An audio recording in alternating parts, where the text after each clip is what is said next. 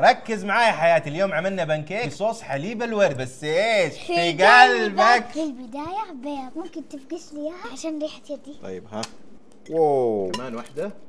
الآن راح أخلطها: طحين، نشا، وسكر بودرة، بيكنج بودرة عشان العجينة تنفخ، فانيلا عشان ريحة البيض، الزبدة تعطيها نكهة ألذ، والكريمة تخليها غنية. كل المكونات نخلطها مع بعض، وأهم مكون حليب الورد. واو، على صاج غير لاصق. والآن نصب الخليط، ننتظر الفقاعات كلها تبان، قاعد تتفقع. يس. ونشيل الأطراف عشان تطلع معانا بسهولة. يس، جهزت معانا. وللصوص عندنا وايت شوكليت والحليب. والآن نخفق، ومعانا هنا مركز الورد. يلا ابغاكي تخلطي كذا، الصوص جهز معانا. صار لونه رهيب. وهذا صوص الوايت شوكليت.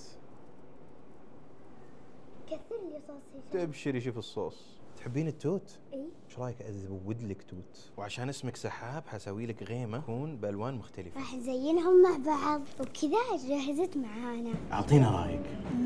جد واو، عجبني. الله الله.